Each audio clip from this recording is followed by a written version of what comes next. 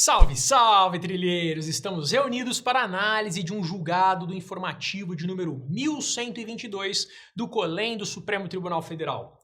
Iremos falar sobre direito civil no agravo em recurso extraordinário de número 1.309.642, um destaque dos mais relevantes, quiçá, de 2024.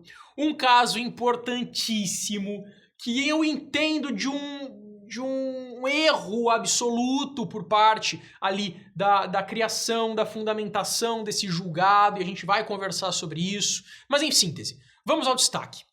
Nos casamentos e uniões estáveis envolvendo pessoa maior de 70 anos, o regime de separação de bens pode ser afastado por expressa manifestação de vontade das partes, mediante escritura pública. Ou seja, eu não tenho mais obrigatoriamente que o regime de bens para esse maior de 70 anos será o de separação obrigatória. Vamos ao histórico. O regime obrigatório de separação de bens nos casamentos e nas uniões estáveis que envolvam pessoas maiores de 70 anos pode ser alterado pela vontade das partes, mediante escritura pública, firmada em cartório. Caso não se escolha outro regime, prevalecerá a regra disposta em lei que nós estamos cansados de saber. A limitação pelo Código Civil, que foi imposta pelo Código Civil, caso seja interpretada de forma absoluta como norma cogente, importa em violação aos princípios da dignidade da pessoa humana e da igualdade. Isso porque a pessoa maior de 70 anos é plenamente capaz para o exercício de todos os atos da vida civil e para a livre disposição de seus bens.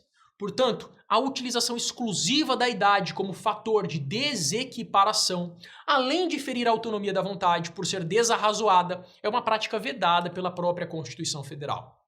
Nesse contexto, deve-se conferir interpretação conforme a Constituição ao referido artigo do Código Civil, a fim de que o seu sentido seja de norma dispositiva e, desse modo, prevaleça apenas a falta de convenção em sentido diverso. Assim, trata-se de regime legal facultativo que pode ser afastado pela manifestação de vontade daqueles envolvidos e cuja alteração, quando houver, produzirá efeitos patrimoniais apenas para o futuro. Por fim, a possibilidade de escolha do regime de bens se estende às uniões estáveis conforme uma jurisprudência óbvia dessa Corte. Com base nesses entendimentos, o plenário, por unanimidade, ao apreciar o tema 1236 da repercussão geral, negou provimento ao recurso extraordinário e fixou a tese que nós acabamos de conversar e trocar em miúdos. Bom, vamos lá para o Código Civil, artigo 1641. É obrigatório o regime de separação de bens no casamento, inciso 2º, da pessoa maior de 70 anos. Qual foi a construção dos ministros para que a gente tenha esse resultado? Que as pessoas acima de 70 anos possuem a liberdade de pessoas acima de 18 anos. Então, por que criar novos impedimentos para pessoas, novas dificuldades para pessoas acima de 70 anos que queiram se casar, que queiram uma união estável, que queiram uma nova companheira, um novo companheiro? Porque eles têm a autonomia da vontade, eles têm dignidade da pessoa humana, eles têm a igualdade. Tudo isso assegurado pela legislação e pela Constituição. Por que tratá-los de forma diferenciada? Parece até uma discriminação. Pessoal, conquanto todos esses argumentos sejam verdadeiros, sejam reais, nós precisamos também nos ater qual foi o objetivo do legislador lá do Código Civil quando instituiu o artigo 1641, inciso 2º. Ele pensou, são pessoas que chegam em uma idade que podem estar mais vulneráveis. Vamos proteger pessoas que podem estar mais vulneráveis. E aí o Supremo Tribunal Federal diz o seguinte, opa, então Arthur, se você está dizendo que podem, é porque não necessariamente são. Então vamos tornar essa norma cogente em uma norma dispositiva. Não vai ser obrigatório. Tudo bem, pessoal, eu entendo isso, eu entendo que isso é importante, que é defensável. Mas veja bem, quem já passou por essa situação na família, quem já atuou em um caso como esse, sabe que determinado modo de vida pode levar o cidadão a ficar deslumbrado de amor, a não conseguir ver mais do que um palmo à sua frente de tão apaixonado que está. E o golpe do baú acontece por conta disso. E pessoas em idades mais avançadas acabam se tornando mais suscetíveis a isso. Não é à toa que os golpes eletrônicos atingem em maioria os idosos.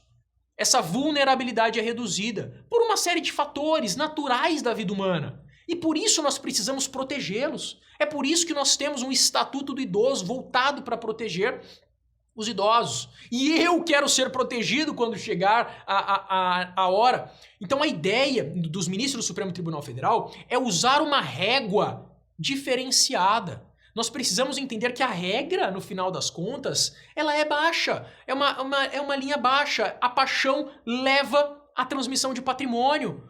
A paixão leva à transmissão de patrimônio.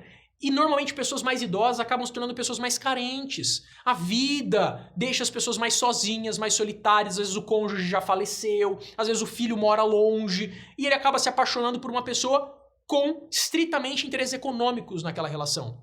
Por isso, o artigo 1641 do Código Civil queria proteger o idoso, para evitar uma dilapidação patrimonial, para preservar aquele patrimônio naquele núcleo familiar.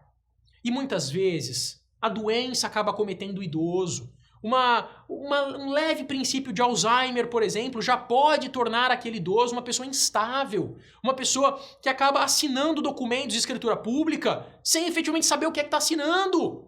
E é por isso que a norma veio para proteger o idoso. Mas eu entendo as defesas em sentido contrário, eu entendo o posicionamento do Supremo Tribunal Federal, tem fundamentação para isso. Ao final e ao cabo, eu espero que você crie a sua opinião para que você defenda isso em provas orais, em provas dissertativas, porque certamente isso será cobrado do candidato. É um tema que está gerando uma repercussão social. Pessoas que não têm a menor relação com o direito conhecem esse julgado recentíssimo do Supremo Tribunal Federal. E você, qual que é a sua opinião? A gente volta já já aqui no Trilhante.